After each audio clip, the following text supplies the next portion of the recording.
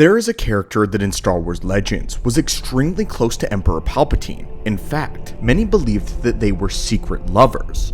But the reality of this character, named Sly Moore, is far more disturbed than many anticipate, and her story is one filled with tragedy, abuse, dissension, and insanity. So, welcome back to the archives today, curious students of the Force. And today, we will be discussing one of the most interesting characters in all of Star Wars lore, who for the most part has a story that takes place behind the scenes, but an individual that had a relationship with Palpatine like no other. So greetings, and let us open another holocron of the Sith. This time, about the Sith loyalist and potential mother to the son of Palpatine, Sly Moore. The sources for today's video lie almost exclusively in Star Wars Legends continuity, as the depiction between Sly Moore in canon and Legends are extremely different. Sly Moore originally hailed from the world from Umbara, who was informally known as the Shadow World. This was because the rays of its sun never completely reached the surface of Umbara ever, and the dark side of the Force grew here both figuratively and literally. Sly Moore was an Umbaran, and unfortunately extremely little is known about her early years. However, what is known is that she caught the eye of the Sith at an extremely young age. The circumstances revolving around why she caught the eye of the Sith are unknown, but what is known is that she was kidnapped from Umbara by a Dark Lord of the Sith,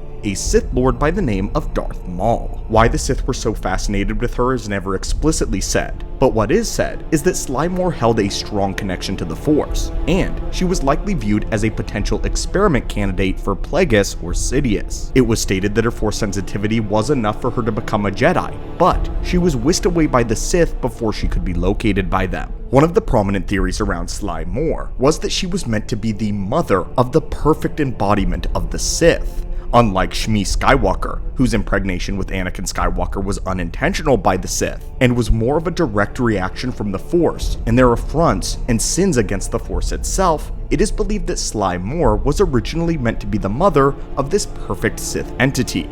An entity that was going to be born out of the dark side through rituals and experiments by Darth Plagueis and his apprentice at the time, Sidious. The Sith wanted to will the Force to create life, and they wanted Sly Moore to be the host of this perfect Sith being. The Sith assassin Maul would kidnap Sly Moore and would leave her imprisoned in an ancient Sith tomb somewhere located in the Kron Drift. The Kron Drift is an extremely interesting part of Star Wars lore and a very important location. This was a place where the Sith, bounty hunters, and criminals hid all of their deepest, darkest secrets. The Drift was an absolutely massive asteroid field located within what is known as the Ariel sector of the Outer Rim.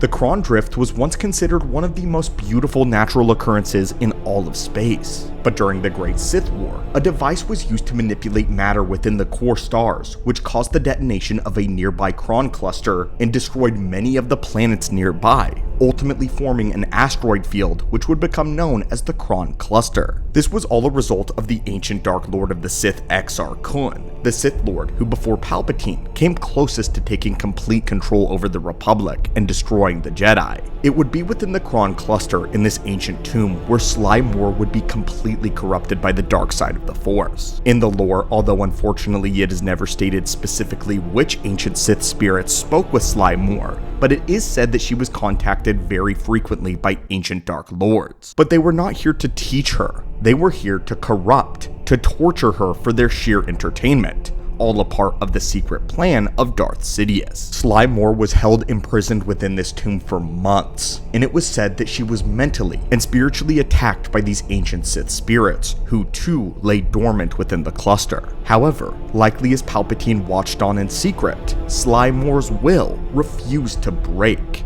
And although she embraced the dark side of the Force fully here, she refused to give in to insanity. One day, a man would actually find her, someone who introduced himself to her as a senator of Naboo named Palpatine. This Palpatine would rescue Sly Moore from her imprisonment, becoming a savior figure to her. Eventually, Palpatine would bring Sly Moore to the world of Coruscant, where she would officially become one of his personal aides and advisors. Palpatine sensed something special within Sly Moore instantaneously. She completely devoted what was left of her life to him and his own will and goals. This is exactly what Palpatine wanted. In a sense, by torturing her for months on end with ancient Sith spirits, he had created somebody who was completely loyal to him, would fall on a sword at any time if he simply gestured. It has even been speculated that in the entirety of the lore, Palpatine has never trusted anybody more than Sly Moore. Their connection was so strong that the Dark Lord of the Sith eventually revealed that he too was Force sensitive, and even revealed his identity as Darth Sidious. But what is even more shocking is that Palpatine would eventually reveal the entirety of the grand plan of the Sith to Sly Moore. He shared with her the plan to destroy the Jedi and to topple the Republic, to build something new,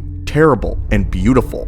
This is all massive information, as it is stuff that even Palpatine held back from Maul and Dooku, as even Palpatine did not trust his apprentices even a fraction of how much he trusted Sly Moore. Although she was not powerful enough to become a Dark Lord of the Sith herself, she did become a sort of dark acolyte to Palpatine's will, and the two of them likely became lovers. What's compelling though is that Palpatine eventually abandoned the plan to impregnate Sly Moore with the perfect Sith being. Instead, he was quite happy with Anakin Skywalker, and his plan to convert Anakin Skywalker to the dark side took on his full attention. But Sly Moore always felt as if she was meant for something greater, and because of that, she too became obsessed with the experiments of Darth Plagueis the Wise, and as Palpatine fell out of touch with it, Sly delved deeper into his teachings. When the Empire eventually rose, Sly Moore was appointed as the first member of Palpatine's Imperial Ruling Council, a huge honor, and making Sly Moore instantly one of the most powerful and influential beings in the entire galaxy.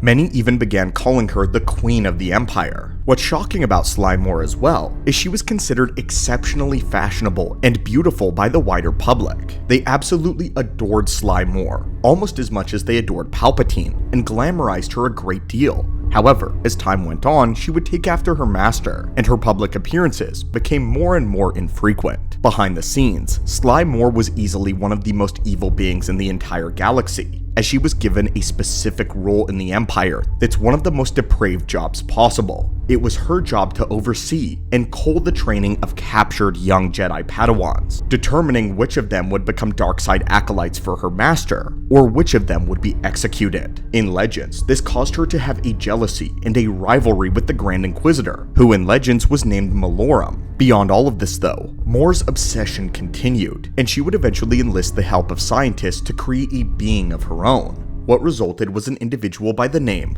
of Trioculus, a three-eyed mutant human. Sly Moore made a great impression on this young man, and even though he was eventually banished, he would never forget the Queen of the Empire. However, although he believed that he was the legitimate son of Palpatine, Sly Moore and his creators knew better, and knew that he was nothing more than an imposter. However, at this time, Sly Moore had come into possession of something very delicate and precious. Force-sensitive DNA from an undisclosed source, likely directly from Palpatine himself without his knowledge. It would be here where Sly Moore would attempt to fulfill her destiny, impregnating herself with Palpatine's own Force-sensitive DNA. Eventually, Sly Moore would grow ill, and her pregnancy would run into great complication.